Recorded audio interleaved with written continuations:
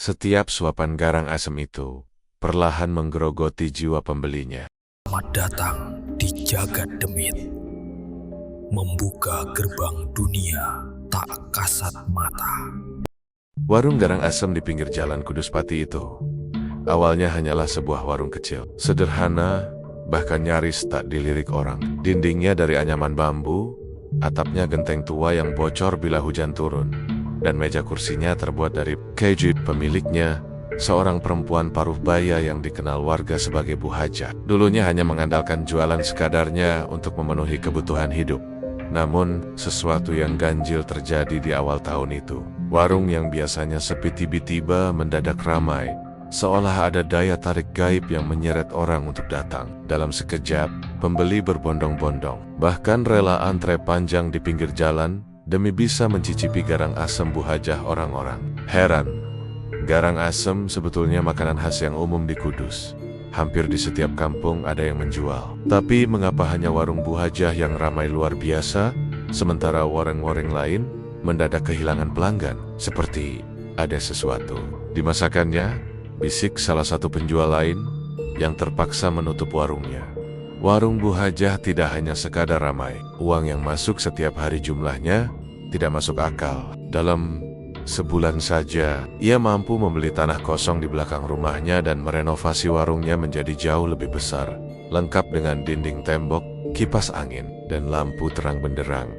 Para tetangga hanya bisa menggeleng, heran, bercampur iri. Bagaimana mungkin seseorang yang dulunya pas-pasan, bahkan sempat berhutang ke koperasi desa, tiba-tiba bisa hidup makmur seperti itu? Yang lebih aneh, tidak ada seorang pun yang bisa bener-bener meniru rasa garang asem Bu Hajah. Bumbu yang digunakan tampak biasa, bawang merah, bawang putih, belimbing wuluh, cabai rawit, dan daun salam. Namun, begitu masuk ke mulut, rasanya luar biasa segar, pedas, asam, dan gurih menyatu dengan aroma yang entah dari mana datangnya. Bahkan orang yang awalnya hanya ingin mencoba sekali, akan datang lagi keesokan harinya dengan rasa candu.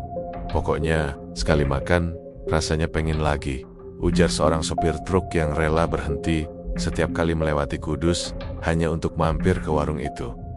Lama-kelamaan, keanehan itu makin terasa. Beberapa pelanggan tetap yang sering datang tampak wajahnya pucat, tubuhnya kurus, dan mata mereka seperti kosong. Namun, mereka tetap saja datang, seolah tak bisa melepaskan diri dari godaan masakan itu. Di sisi lain, kabar aneh beredar di antara warga. Konon, pada malam-malam tertentu, dari arah warung Bu Hajah terdengar suara aneh seperti ayam berkokok, tapi bukan di waktu subuh, melainkan tengah malam.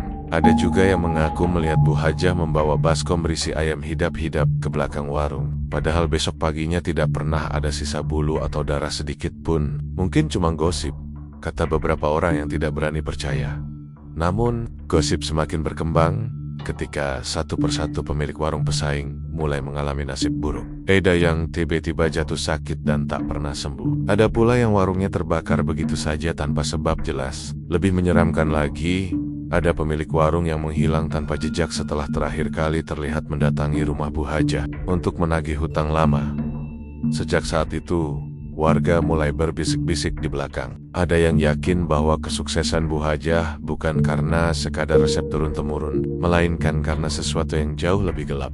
Malam hari, di rumahnya yang kini tampak megah dengan pagar besi tinggi, beberapa tetangga sering mendengar suara gamelan samar-samar, padahal jelas-jelas tidak ada hajatan apapun. Bau anyir bercampur aroma daun salam juga kadang tercium dari arah dapur, membuat orang yang melintas bulu kuduknya merinding tanpa sebab.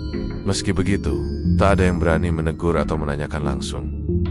Siapa yang berani melawan Bu Hajah? Warungnya kini tidak hanya menjadi tempat makan, tapi juga pusat perputaran uang. Bahkan pejabat dan tokoh desa sering terlihat mampir, seolah mereka pun tak kuasa menolak pesona garang asam itu. Hanya satu hal yang membuat warga semakin curiga. Setiap kali ada bulan purnama, warung Bu Hajah selalu tutup. Anehnya, di malam itu, suara gaduh seperti pesta kecil terdengar dari dalam. Meski pintu dan jendela tertutup rapat, orang yang kebetulan melintas mengaku melihat siluet bahanggen-bahanggen besar duduk di kursi warung, seperti sedang menyantap hidangan bersama-sama. Kesuksesan warung garang asam itu benar-benar mengherankan, namun sekaligus menakutkan. Warga mulai yakin ada perjanjian tak kasat mata yang telah dibuat Bu Hajah. Dan semakin hari, harga yang harus dibayar untuk kesuksesan itu terasa makin menyeramkan. Warung garang asam milik Bu Hajah memang selalu dipenuhi pembeli, namun tak banyak yang tahu. Rahasia utama bukanlah resep, melainkan sebuah kuali tua yang selalu dipakai untuk memasak. Kuali itu diwariskan turun-temurun dari neneknya. Bentuknya bulat besar, terbuat dari besi tua kehitaman dengan diki yang mulai berkarat. Jika dilihat sekilas, tak ada yang istimewa. Namun, bagi yang peka, dari kuali itu terpancar hawa dingin. Seolah benda mati itu menyimpan sesuatu yang hidup di dalamnya. Bu Hajah menyimpannya di dapur belakang, di tempat yang hanya ia sendiri yang boleh masuk. Bahkan anaknya sekalipun dilarang keras menyentuh atau memindahkannya. Jangan pernah sekalipun menggeser kuali itu. Kalau sampai hilang, musibah akan datang. Begitu pesan yang selalu diingatkan Bu Hajah pada anaknya. Kuali itu konon berasal dari leluhur keluarganya yang dahulu dikenal sebagai seorang dukun besar di wilayah Kudus. Orang-orang lama percaya kuali itu bukan sekadar alat masak, melainkan wadah pesugihan. Setiap generasi yang mau menjaga dan memberi persembahan akan mendapatkan kekayaan dan kemakmuran. Awalnya, Bu Hajah ragu, tapi setelah cobaan hidup datang bertubi-tubi, suaminya meninggal, hutang menumpuk, dan warungnya hampir bangkrut. Ia akhirnya mengikuti pesan rahasia yang diwariskan ibunya. Malam pertama ketika ia memutuskan untuk memakai kuali itu, ia membawa seekor ayam hitam hidup. Ayam itu ia sembelih tepat di atas kuali, membiarkan darahnya menetes masuk ke dalam. Saat darah menyentuh besi hitam itu, terdengar suara lirih, seperti bisikan samar. Sudah lama aku menunggu. Suara itu tidak jelas dari mana asalnya. Dapur kosong, hanya ada Bu Hajah dan kuali. Namun bulu kuduknya berdiri semua, tangannya gemetar, tapi ia tahu sudah tak bisa mundur. Ia menutup kuali itu, lalu membiarkannya semalaman. Pagi harinya, ia membuka penutupnya, dan betapa terkejutnya darah ayam itu lenyap, seolah terserap habis. Yang tersisa hanyalah aroma, harum daun salam dan rempah yang kuat menusuk hidung. Sejak hari itu, setiap kali memasak garang asam dengan kuali tua itu, rasa masakannya jauh berbeda dari sebelumnya. Segar, gurih, pedas, asam semua bercampur sempurna. Tidak ada satupun orang yang bisa menolak aromanya. Namun, ada syarat yang harus ia penuhi. Setiap malam Jumat Kliwon, ia harus memberikan persembahan ke dalam kuali. Tidak selalu ayam, kadang kambing, kadang sesuatu yang lebih besar. Bisikan dari kuali selalu membimbingnya. Kurang, dagingmu harus lebih segar, lebih banyak. Dan Bu Hajah menuruti demi kelangsungan warung, demi harta yang terus mengalir beberapa kali. Karyawannya yang nekat mencoba memasak dengan wajan lain, selalu gagal. Masakan terasa hambar. Anehnya, jika dimasak dengan kuali tua itu, meski bumbunya sedikit salah, hasilnya tetap sempurna. Kecurigaan muncul dari tetangga dekat warung. Mereka sering mendengar suara-suara aneh dari dapur belakang, terutama saat tengah malam. Seperti suara orang berbisik, kadang disertai suara tawa kecil yang membuat siapapun merinding. Ada pula yang mengaku mendengar suara tangisan lirih perempuan, seakan terperangkap di dalam kuali itu. Suatu malam, seorang tetangga bernama Pak Harun memberanikan diri mengintip dari celah bambu pagar. Ia melihat Bu Hajah sedang berdiri di depan kuali tua, tubuhnya membungkuk, mulutnya komat kamit membaca doa yang tidak dimengerti. Di sampingnya ada seekor kambing kecil yang sudah terikat. Pak Harun sempat berpikir untuk menegur, tapi tiba-tiba matanya bertemu dengan mata Bu Hajah. Padahal jelas-jelas Bu Hajah masih membelakangi arah pagar. Senyum tipis muncul di wajah Bu Hajah tanpa menoleh, dan malam itu juga Pak Harun jatuh sakit panas tinggi. 3 hari kemudian, ia meninggal dengan wajah yang menghitam seolah terbakar dari dalam. Sejak itu, tak ada lagi yang berani mengintip dapur Bu Hajah. Kuali tua itu menjadi pusat seluruh kehidupan warung. Setiap kali diletakkan di atas tungku, suara lirih seakan ikut mendidih bersama kuah garang asam. Kadang terdengar seperti gumaman, kadang seperti suara orang sedang berdoa terbalik. Pembeli yang kebetulan duduk terlalu dekat dengan dapur sering mengeluh mendengar suara aneh. Namun begitu makanan tersaji, semua keluhan hilang. Digantikan rasa nikmat yang membuat mereka lupa pada keganjilan itu. Buaya tahu, ia kini sudah terikat perjanjian. Selama kuali itu tetap dipakai, warungnya akan terus ramai. Namun, ia juga tahu, kuali itu tak pernah benar-benar diam. Setiap bisikan adalah tuntutan, dan setiap tuntutan harus dipenuhi dengan darah segar. Di sudut dapur, kuali tua itu terus berdiri, berkilau hitam dalam cahaya redup lampu minyak. Dari sanalah aroma harum garang asem keluar, bercampur dengan bau amis yang tak pernah benar-benar hilang. Dan siapapun yang makan, tanpa sadar, telah menjadi bagian dari rahasia kelam yang terkandung di dalam kuali leluhur itu. Kesuksesan Bu Haja semakin hari semakin mencolok. Warungnya yang dulu hanya berupa gubuk bambu kini berubah menjadi bangunan permanen dengan cat putih bersih dan lampu terang yang menyala hingga larut malam. Parkiran warung penuh dengan motor dan mobil yang antre masuk. Sementara aroma garang asam terus menggoda siapapun yang melintas di jalan raya Kuduspati itu. Namun, di balik keramaian itu, ada kisah gelap yang tak bisa diabaikan. Satu persatu pesaing warung garang asam di Kudus mengalami musibah aneh. Warung Pak Wardi, yang sudah puluhan tahun menjual garang asam di Pasar Kliwon, tiba-tiba ditutup. Pemiliknya jatuh sakit keras. Tubuhnya kurus tinggal tulang. Kulitnya menghitam seakan terbakar dari dalam. Dan tak sampai sebulan kemudian, ia meninggal. Warga yang menjenguk sempat terkejut, sebab sebelum sakit, Pak Wardi pernah berkata dengan lantang, garang asem Bu Hajah itu pasti pakai ilmu hitam. Lalu menyusul Bu Sri, pemilik warung kecil di dekat terminal Kudus. Anaknya yang masih kecil tiba-tiba hilang tanpa jejak ketika sedang bermain di halaman. Meski sudah dicari berhari-hari, tubuh si anak tak pernah ditemukan. Setelah itu, Bu Sri menutup warungnya, wajahnya pucat ketakutan, dan ia memilih pindah ke luar kota. Belum reda kehebohan itu, warung lain milik Pak Kasman terbakar habis pada malam hari. Anehnya, api hanya melahap warung itu saja, tidak merembet ke bangunan tetangga. Ketika diperiksa, tidak ada sisa kayu atau panci yang bisa diselamatkan, seakan api benar-benar lahap menghapus semuanya. Malam sebelum kejadian, beberapa orang mendengar suara ayam berkokok panjang, padahal bukan waktu fajar. Berita musibah demi musibah itu menyebar cepat. Masyarakat mulai mengaitkan semua hal dengan satu nama, Bu Hajah. Kenapa ya? Setiap ada warung pesaingnya yang buka, pasti ada aja musibah. Kok aneh sekali, bisik seorang ibu-ibu di pasar. Jangan bilang begitu keras-keras, nanti kamu malah kena bala, sahut yang lain sambil menunduk. Orang-orang mulai takut untuk sekadar menyebut nama Bu Hajah dalam nada buruk. Ada keyakinan dayam-dayam siapapun yang berani menuduhnya terang-terangan, hidupnya tidak akan panjang. Sementara itu, warung Bu Hajah makin melesat. Kini ia tidak hanya menjual garang asem, tapi juga menyediakan menu lain, ayam bakar, sate, bahkan nasi liwet. Namun, tetap saja, garang asem menjadi primadona. Setiap kali kuali tua itu diletakkan di atas tungku, aroma khas langsung menyebar ke seluruh penjuru jalan. Di balik dapur, Bu Hajah tahu semua ini bukan kebetulan. Setiap kali ada pesaing yang muncul, bisikan dari dalam kuali tua selalu datang. Tidak boleh ada yang menyaingi, semua harus milikmu.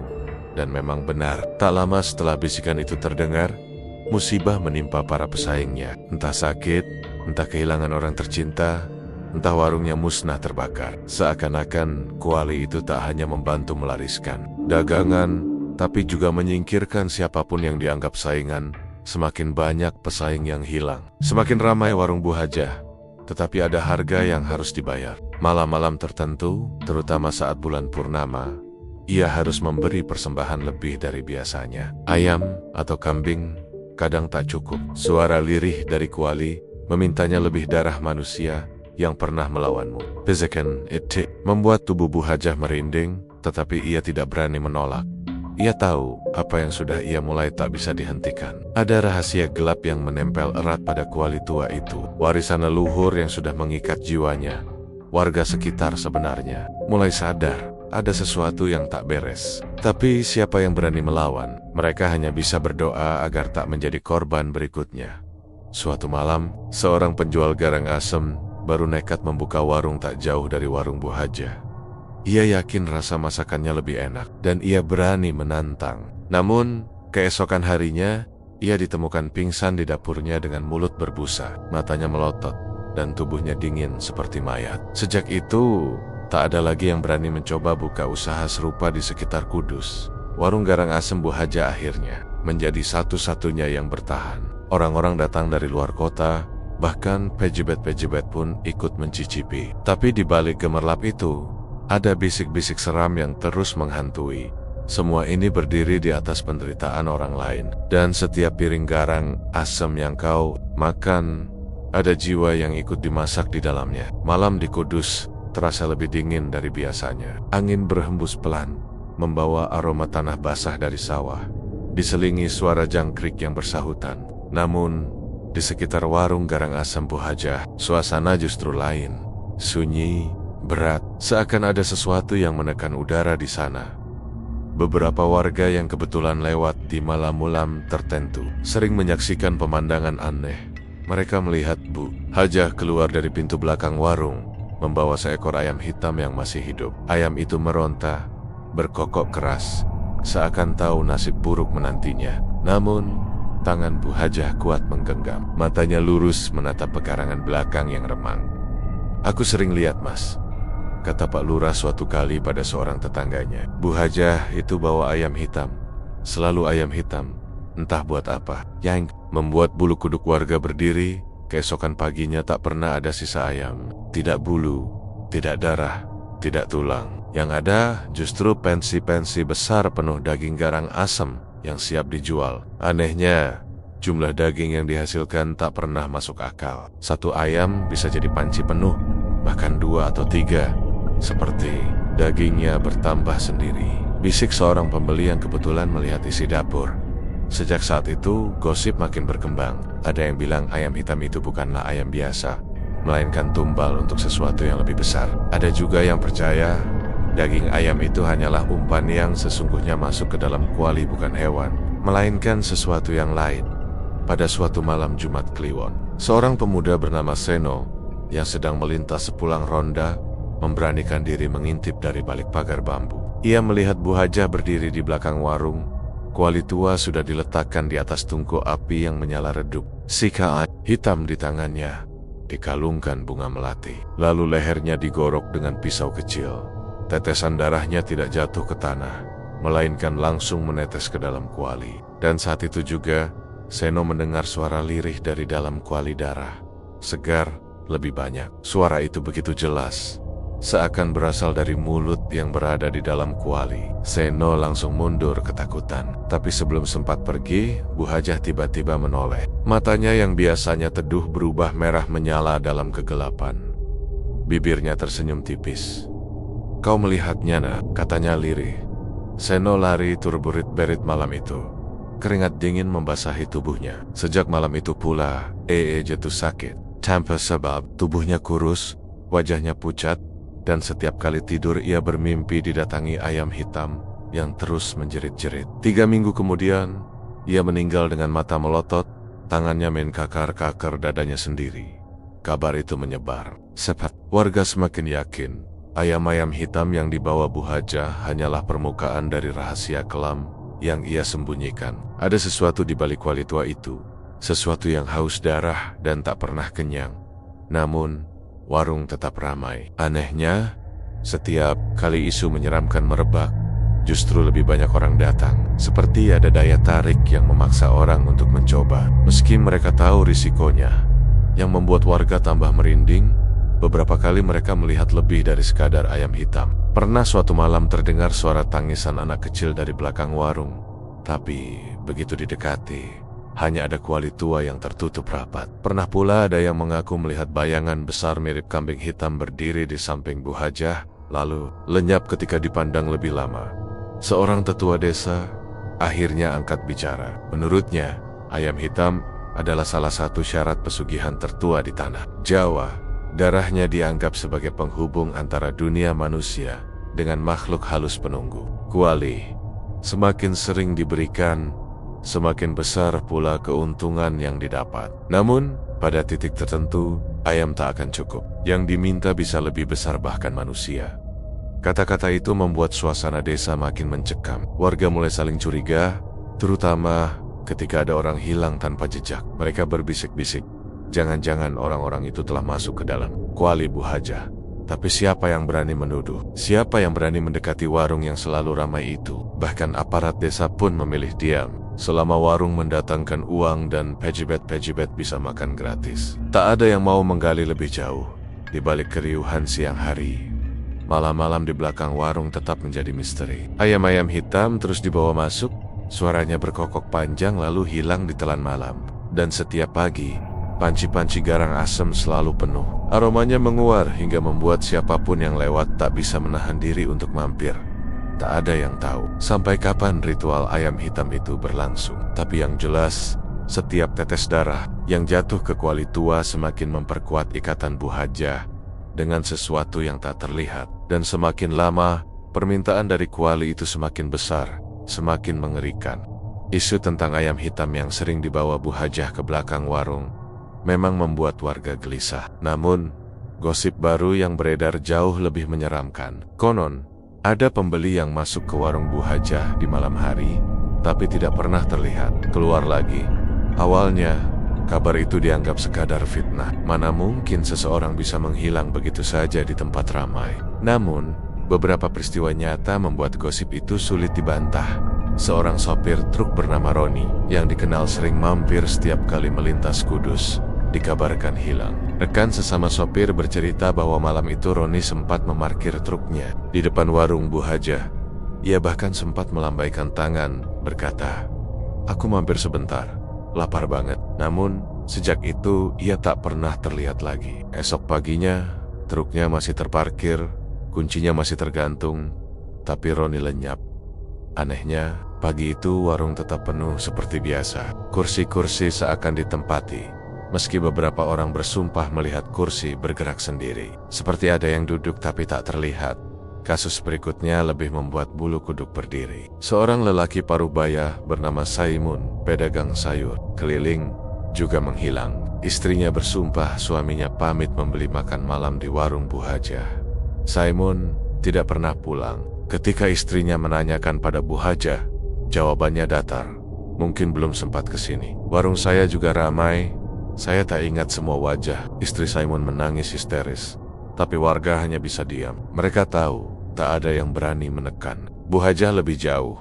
Semakin lama cerita-cerita itu bertambah. Ada yang bilang, di malam tertentu jika diperhatikan dari kejauhan, kursi-kursi di warung tetap penuh, meski pintu warung ditutup rapat. Dari celah jendela, tampak bayangan-bayangan samar duduk, seperti orang-orang yang tengah makan. Namun, jika didekati suara sendok dan mangkuk tiba-tiba berhenti. Lalu gelap gulita, seolah warung itu punya dua dunia, kata seorang warga tua dengan nada berbisik. Siang buat manusia, malam buat mereka yang tak kasat mata. Hanat, ada pemuda bernama Dani yang memberanikan diri nongkrong di seberang warung hanya untuk membuktikan gosip itu. Ia duduk di atas motornya, pura-pura merokok sambil menatap warung dari jauh. Tepat tengah malam, ia melihat dua orang pria masuk ke dalam warung. Ia mengenali salah satunya sebagai tukang ojek pangkalan dekat pasar. Anehnya, ia menunggu hingga subuh, tapi kedua pria itu tak pernah keluar. Keesokan harinya, Dani memberitahu hal itu pada teman-temannya. Tapi anehnya, saat mereka mencari tukang ojek itu, orangnya benar-benar hilang. Bahkan keluarganya melapor ke polisi. Sampai sekarang, tak pernah ditemukan. Yang lebih mengerikan, Dani sendiri tak bertahan lama. Seminggu setelah ia bercerita, ia ditemukan tewas di kamar kosnya. Tubuhnya kaku, mulutnya ternganga, dan di lantainya berserakan potongan tulang kecil yang bukan miliknya, seperti sisa makanan. Sejak itu, tak ada lagi yang berani mencari tahu. Warga hanya bisa mendengar kabar samar. Suara kursi bergeser, mangkuk beradu, sendok berisik, semua terdengar dari dalam warung di saat tengah malam. Saat seharusnya warung sudah tutup. Yang paling menyeramkan, beberapa kali ada orang yang nekat lewat depan warung saat dini hari. Mereka bersumpah melihat wajah-wajah asing menempel di kaca jendela, pucat, mata kosong, seakan minta tolong. Begitu berkedip, wajah-wajah itu lenyap, digantikan pantulan lampu jalan, Bu Hajah sendiri selalu menepis semua tuduhan. Dengan senyum teduhnya ia berkata, "Ah, itu cuma gosip. Orang iri pada rezeki saya." Tapi senyumnya justru membuat bulu kuduk berdiri, seolah ada sesuatu yang disembunyikan di balik wajahnya yang tenang. Warungnya tetap tak pernah sepi. Pagi sampai sore, orang antre panjang. Malam hari, warung tampak tertutup. Namun, kursi-kursinya tak pernah benar-benar kosong. Ada yang menempatinya, entah manusia, entah makhluk lain yang menagih bagian dari perjanjian gelap. Dan dari dapur, kuali tua itu terus mendidih, mengeluarkan aroma harum bercampur amis. Bisikan dari dalamnya semakin keras. Lebih banyak jiwa. Kecurigaan terhadap warung garang asem milik Bu Hajah semakin memuncak setelah kabar hilangnya beberapa pembeli. Namun, yang paling mengejutkan datang dari seorang tetangga bernama Surip. Lelaki setengah baya yang tinggal tepat di samping warung itu. Surip dikenal pendiam, tetapi rasa ingin tahunya cukup besar. Ia sering mendengar suara aneh dari arah warung. Setiap tengah malam suara seretan benda berat, hentakan langkah, dan kadang seperti suara jeritan tertahan. Semula ia mengira itu hanya perasaannya. Namun, suatu malam, ketika ia tidak bisa tidur karena suara gaduh yang makin jelas, ia memberanikan diri untuk mengintip dari jendela rumahnya yang menempel ke dapur warung Bu Hajah. Apa yang dilihatnya membuat tubuhnya gemetar. Di dapur warung, Bu Hajah tampak sedang membuka sebuah pintu kecil yang hampir tidak terlihat karena tertutup rak kayu dan karung beras. Pintu itu berukuran hanya setengah badan manusia, seperti pintu rahasia. Dari sana, Bu Hajah turun perlahan sambil membawa sesuatu yang besar dan berat seperti tubuh yang terbungkus kain goni. Surip menahan napas. Ia melihat jelas. Tangan kurus pucat menyembul sedikit dari balik kain itu. Bu Hajah menyeretnya ke arah pintu bawah tanah. Begitu pintu ditutup, suara decit engsel dan dentuman besi terdengar. Lalu sunyi. Keesokan harinya, Surip pura-pura mampir membeli garang asem untuk memastikan apa yang dilihatnya tidak salah. Namun, pandangan matanya justru tertuju ke rak kayu di dapur yang menempel ke dinding. Dari sela-sela papan rak itu, ia mencium aroma anyir yang menusuk hidung, bercampur dengan bau kapur barus dan kemenyan. Rasa penasaran Surip semakin menjadi. Malam berikutnya, ia memberanikan diri masuk ke warung secara diam-diam. Ia tahu Bu Hajah biasanya pulang dini hari setelah menutup warungnya. Dengan senter kecil, ia merayap lewat pintu belakang. Rak kayu yang ia lihat sebelumnya ternyata bisa digeser dengan mudah. Di baliknya, ada pintu besi kecil yang dicat warna sama dengan tembok, sehingga sulit terlihat.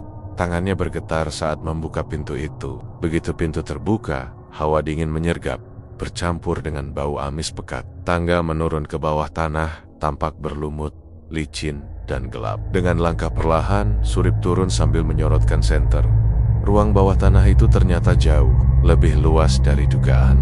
Dinding-dindingnya lembab, dipenuhi bercak merah kecoklatan seperti darah yang sudah lama mengering. Di sudut ruangan, ada wadah tanah liat berisi cairan hitam pekat, mengeluarkan bau busuk tak tertahankan. Di atasnya, tergeletak sesajen berupa bunga 7 rupa, kemenyan, dan kepala ayam hitam yang sudah kering.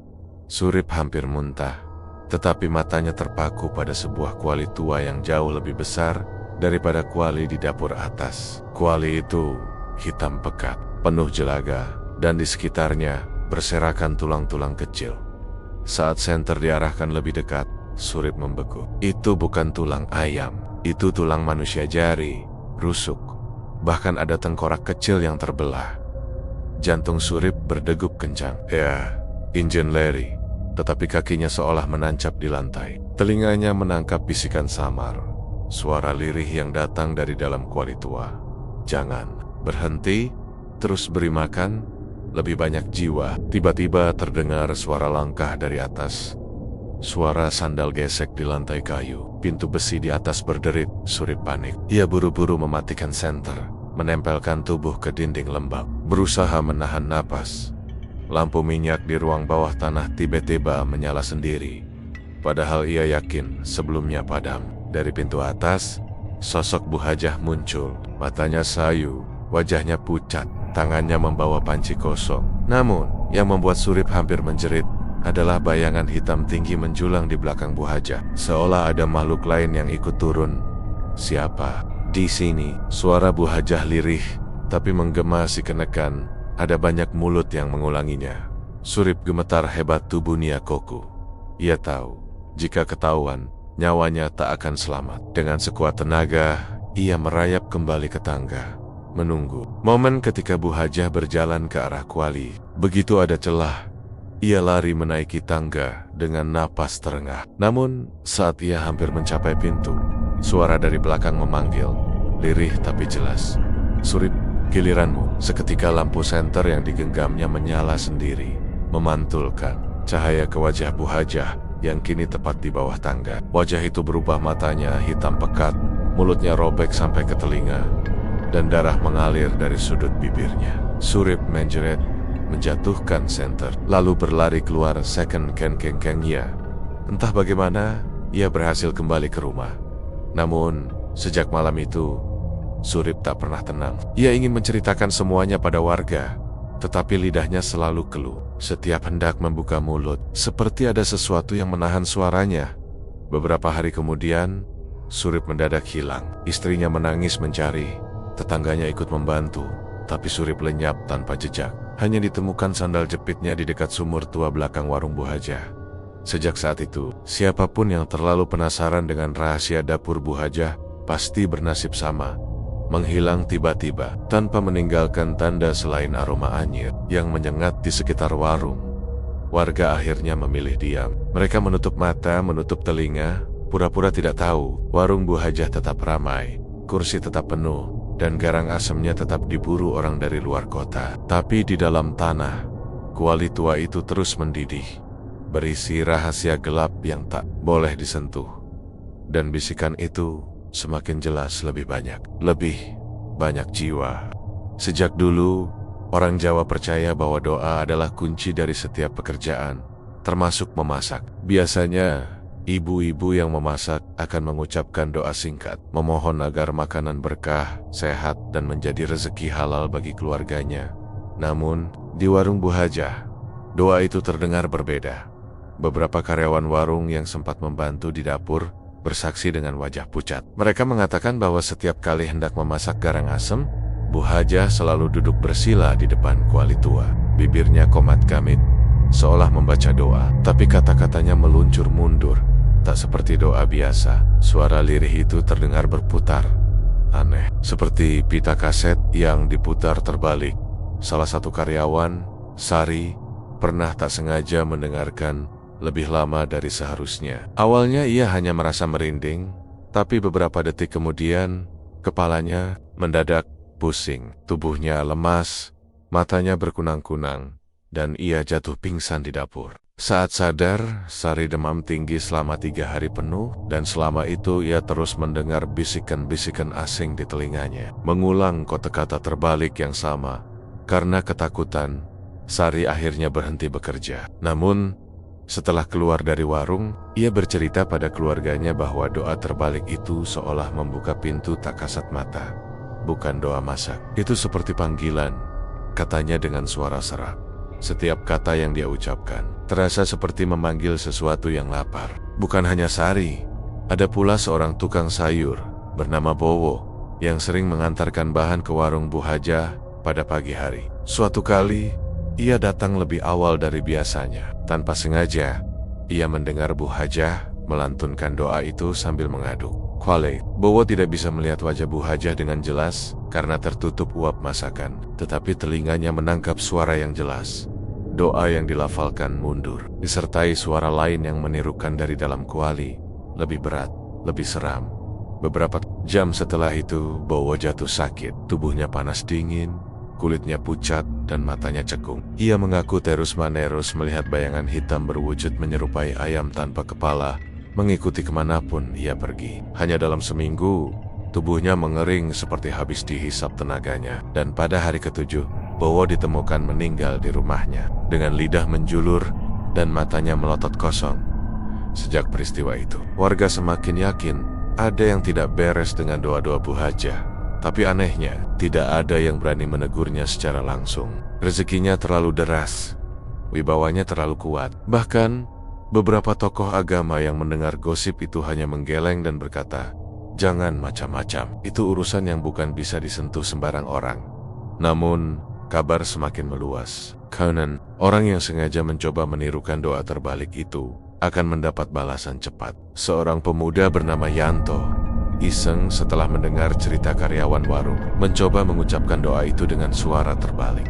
Ia menirukannya sambil bercanda di pos ronda. Tapi tak lama setelahnya, Yanto mengeluh dadanya sesak. Melameteju. Ia teriak-teriak, seperti orang yang dicekik sesuatu yang tak terlihat. Esok paginya, ia ditemukan tewas di depan kayu rumahnya, dengan posisi mulut tetap terbuka, seperti membeku di tengah kalimat doa yang tak selesai.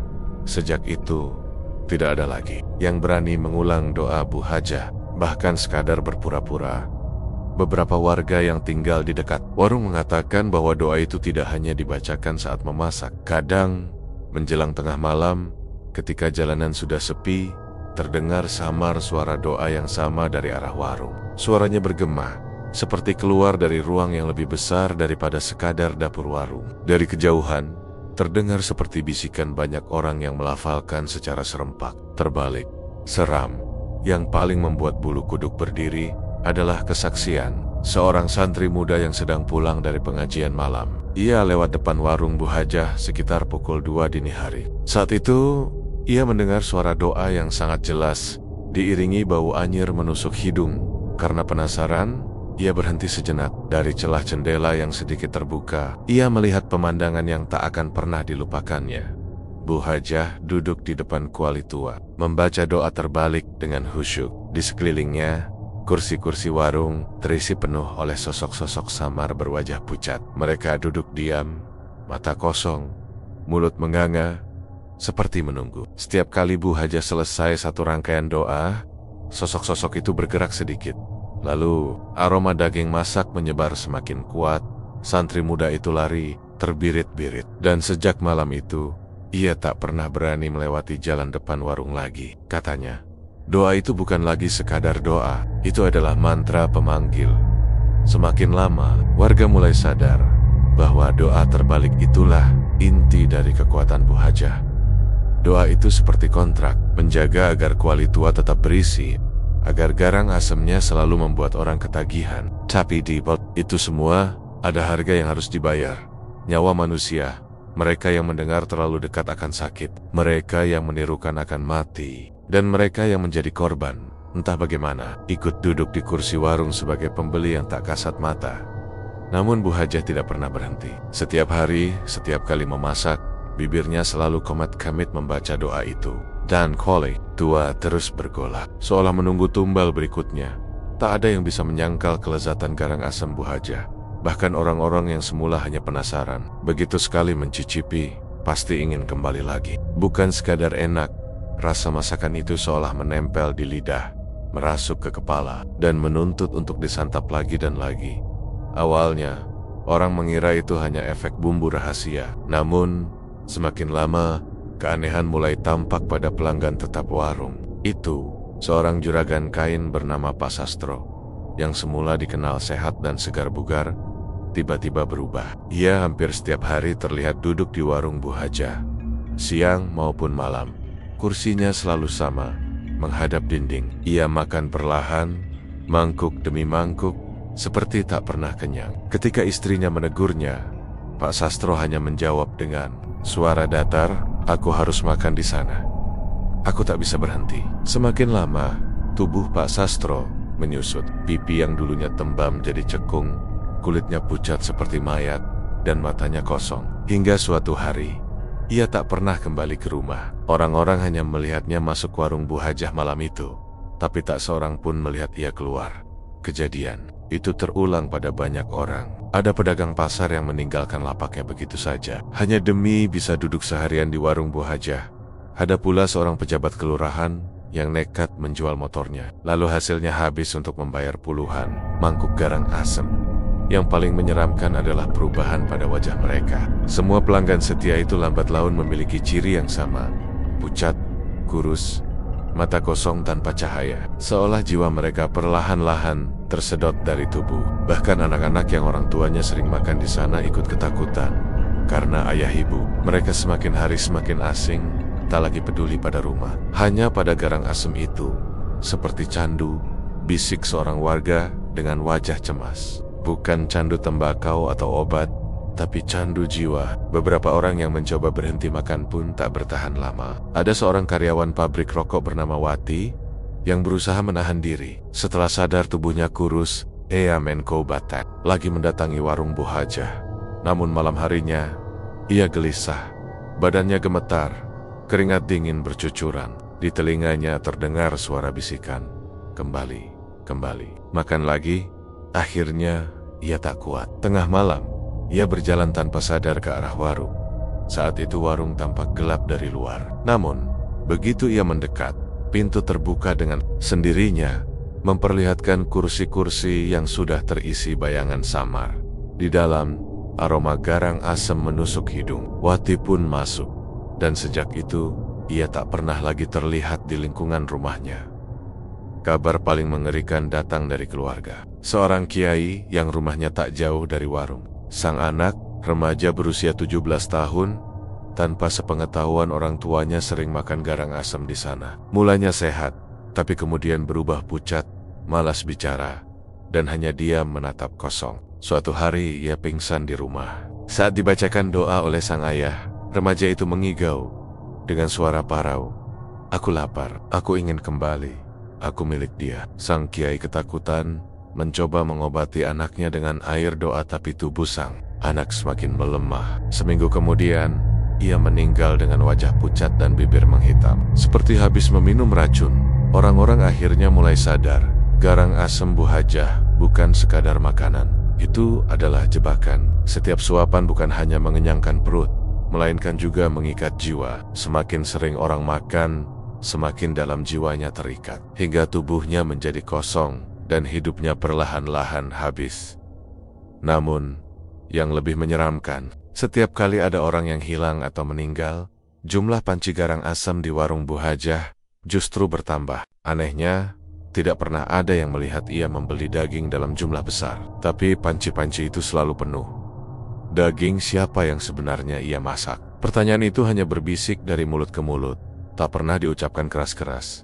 Dan Bu Hajah, ia tetap tersenyum ramah setiap hari, menyapa pembeli dengan kalimat lembut, tapi tatapannya kosong, seolah hanya tubuhnya yang hadir di sana. Sementara sesuatu yang jauh lebih gelap bersemayam di dalam dirinya, di sudut warung. Kuali tua peninggalan leluhurnya terus bergolak, mengeluarkan aroma yang membuat orang tergoda. Dan setiap kali sendok menciduk kuah panas itu, bisikan samar terdengar, lebih banyak jiwa. Malam itu, bulan purnama menggantung bulat sempurna di langit kudus. Cahaya peraknya menyorot jalanan sepi, membuat bayangan pepohonan tampak lebih panjang dan menakutkan. Warga desa sudah lama resah. Gosip tentang hilangnya pembeli, doa terbalik, dan garang asem yang membius jiwa terus berputar dari mulut ke mulut. Hingga akhirnya, rasa takut berubah menjadi keberanian. Mereka sepakat mengintai warung Bu Hajah pada malam purnama, malam yang konon paling sakral bagi perjanjian pesugihan. Sekitar 12 orang berkumpul diam-diam di seberang warung. Beberapa membawa obor, sebagian menggenggam parang dan bambu. Runcing, mereka menahan napas, menunggu, sambil berdoa dalam hati. Warung tampak sepi, pintu tertutup, lampu padam. Namun, sekitar tengah malam, terdengar suara samar dari dalam. Kursi bergeser, sendok beradu dengan mangkuk, disertai aroma masakan yang tiba-tiba menguar. Hidung warga tergelitik oleh wangi asam segar bercampur gurih daging. Tetapi itu, ada bau anyir yang menusuk, seperti darah segar yang baru ditumpahkan. "Lihat," bisik salah satu warga sambil menunjuk jendela. Dari celah tirai, tampak bayangan Bu Hajah bergerak. Ia berdiri di depan kuali tua, membawa seekor ayam hitam hidup. Ayam itu berkokok lirih, matanya melotot, seolah tahu ajalnya sudah dekat.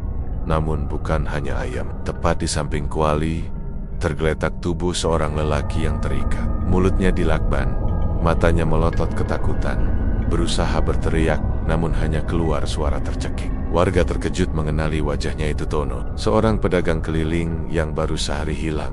Tanpa ragu, Bu Hajah mulai melantunkan doa terbalik dengan suara yang lirih namun jelas. Kata-kata itu memantul di dinding warung, terdengar seakan banyak suara ikut mengucapkannya. Tubuh warga yang mendengar dari luar merinding, sebagian merasa mual, sebagian lagi hampir pingsan. Lalu, dengan gerakan tenang, Bu Hajah menyembelih ayam hitam itu di atas kuali. Darahnya menetes deras, bercampur dengan kuah panas yang bergolak. Aroma anyir langsung memenuhi udara, membuat perut siapapun yang mencium ikut bergejolak. Tak cukup dengan itu, Bu Hajah menarik tubuh Tono ke tepi kuali. Warga menjerit tertahan saat melihat ia mengangkat pisau besar, lalu menusukkannya ke dada Tono. Darah memancar mengenai wajah dan pakaian Bu Hajah, tapi ia tersenyum puas. Dengan kekuatan tak wajar, ia mengangkat tubuh Tono dan menceburkannya ke dalam kuali. Kuah bergolak lebih kuat, mengeluarkan suara mendesis seperti sesuatu yang hidup. "Sekarang!" teriak salah satu warga. Tak tahan lagi, mereka berlari mendobrak pintu warung.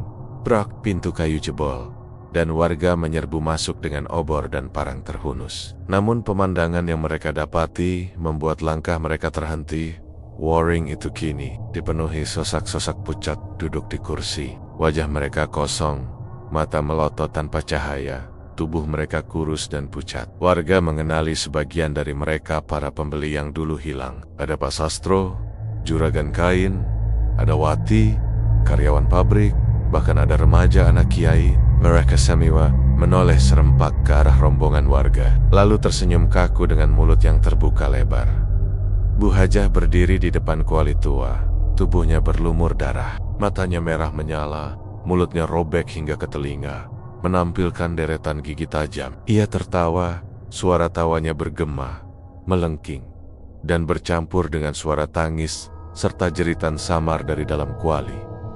"Beraninya kalian mengganggu jamuan ini?" Suaranya bergema bukan hanya dari mulut, tetapi juga dari dinding warung. Beberapa warga mencoba menyerang dengan parang. Namun begitu mereka mendekat, kursi-kursi berisi sosok pucat itu bergerak sendiri, menghadang seperti penjaga. Mereka meraih tangan warga dengan kekuatan tak masuk akal, mencakar, menggigit, hingga beberapa warga jatuh berlumuran darah. Api obor yang dibawa pun tiba-tiba padam satu persatu, seolah ada angin hitam yang meniupnya. Suasana menjadi gelap, hanya cahaya merah dari kuali yang menyala terang, menyoroti wajah Bu Hajah yang semakin menyeramkan. "Lebih banyak jiwa, lebih banyak jiwa!" Bisikan dari kuali terdengar jelas, kali ini lantang seperti teriakan ratusan. Mulut dalam kepanikan, seorang warga mencoba membacakan doa keras-keras. Namun lidahnya terasa kaku, suaranya patah, dan dari mulutnya justru keluar darah segar. Ia jatuh tersungkur, tubuhnya kejang, lalu mati di tempat. Warga lain berusaha kabur, tapi pintu warung menutup dengan sendirinya, terkunci rapat. Dari langit-langit, darah menetes, menimpa kepala mereka satu persatu. Bau amis memenuhi udara, membuat semua terbitek-bituk.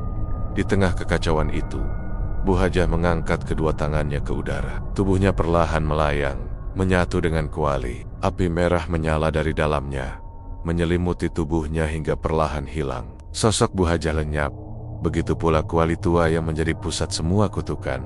Yang tersisa hanyalah warung kosong. Kursi-kursi terbalik, dan dinding berlumuran darah. Namun, sebelum semuanya benar-benar reda, terdengar tawa panjang yang menggema dari segala arah. Tawa Bu Hajah. Suara itu menghantui hingga keluar warung, masuk ke telinga warga yang selamat, menempel di kepala mereka berhari-hari.